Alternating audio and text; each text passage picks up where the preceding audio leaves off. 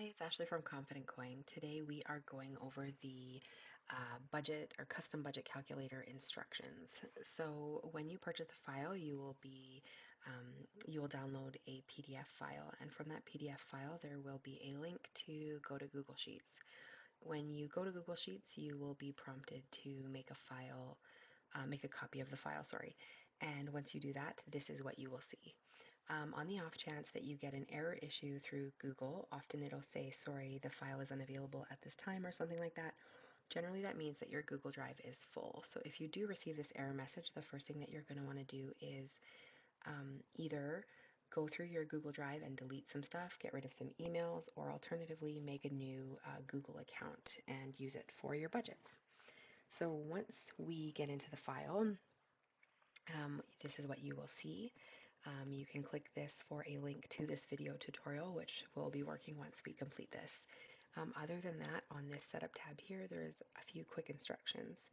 And then once you're ready, you can click over to the budget calculator tab. So the first thing that you're going to want to do is enter your currency.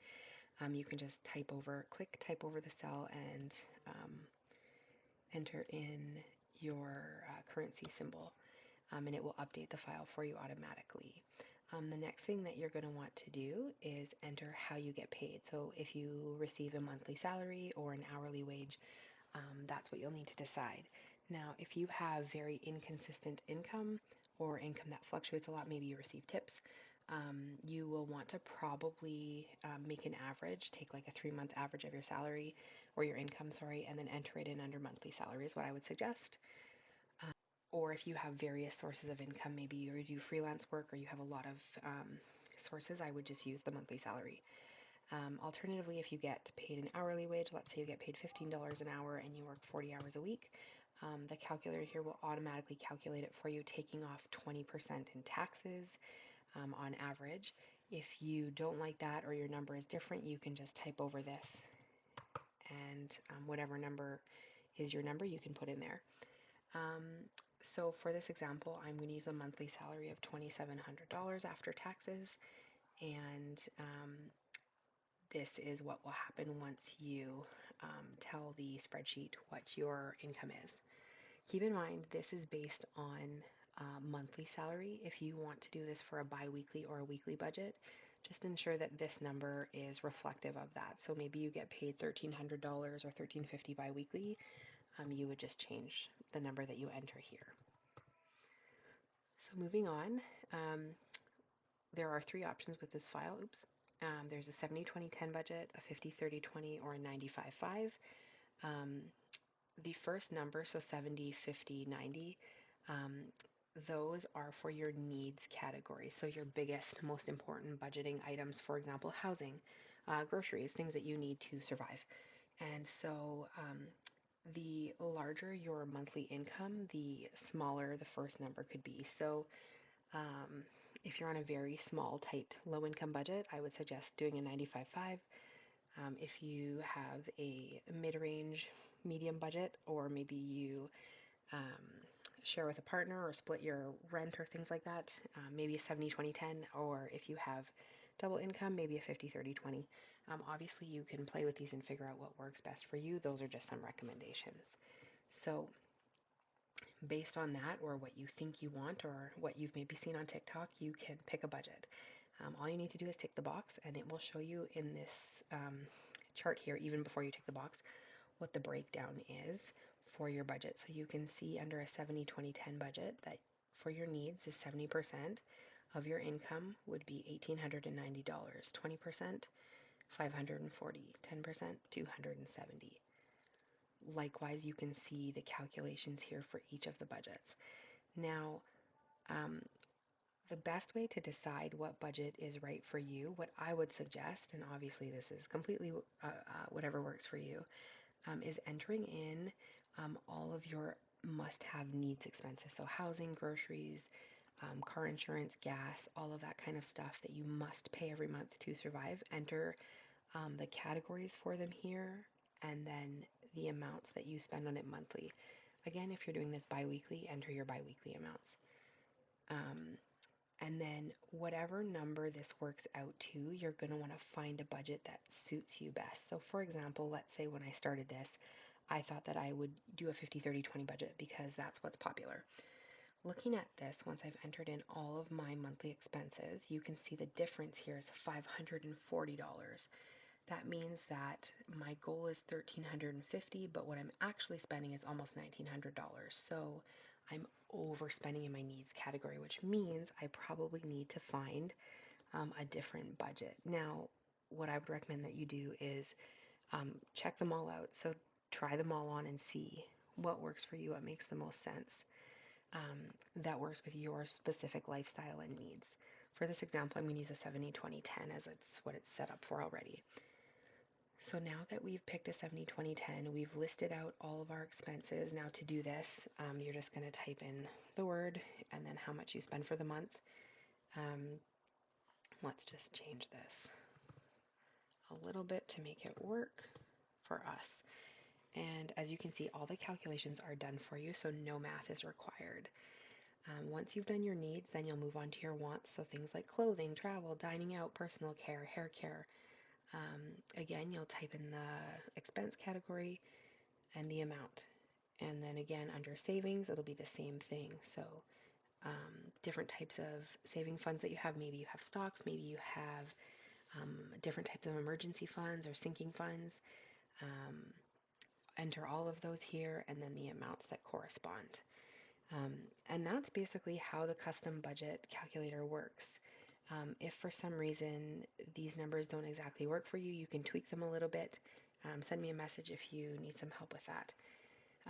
And then the other great thing about this file that what is included is a budget. So this is a budget spreadsheet. It's got some data already in it, which I'm going to erase so that we can see how it works.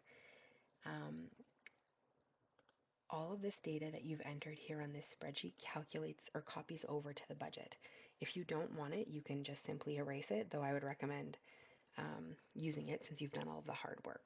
So the first thing optionally that you can do is enter the date. So to do that, you're just going to double click the cell and then click the date of the month, and it will automatically update for you. So if we're in April, let's just say, it'll switch.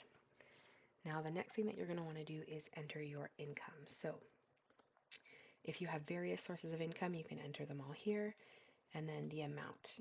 Depending on how you budget, you can enter this ahead of time and estimate your budget, sorry, or you can enter it once you're paid. It depends on your lifestyle and how that works, but it would work either way.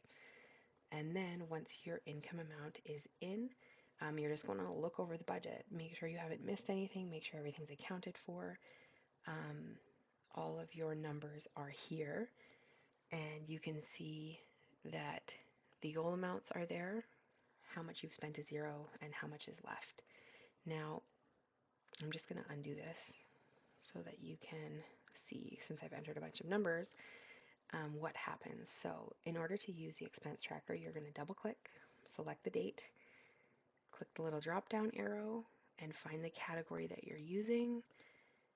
We're doing housing here, and then you're just going to enter the amount. So just to show you, you'll just enter 1,200, and everything automatically calculates for you. So you can see here 1,200. If we just change this to 1,500 so that you can see, it updates for you automatically. Now, as you saw, it was red. So if you've overspent on your budget categories, the numbers or values here will turn red to show you that, hey, you're overspending. And yeah, that's pretty much for the month. What you're going to want to do is to continue entering in your expenses. If this is too tedious for you or not your style, you don't need to use it. You can just enter in emergency, how much you spent. Like if you transfer the $200 directly into your bank account or stuff it under your mattress, you can just enter 200 here and overwrite the spreadsheet. It's no problem.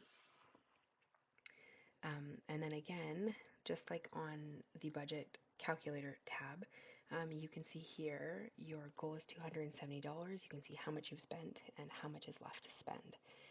So let's just do this for the spreadsheet. We are going to go down and find savings, which I like to scroll and click, but you can also just type in savings and it'll populate for you. And then we are going to put in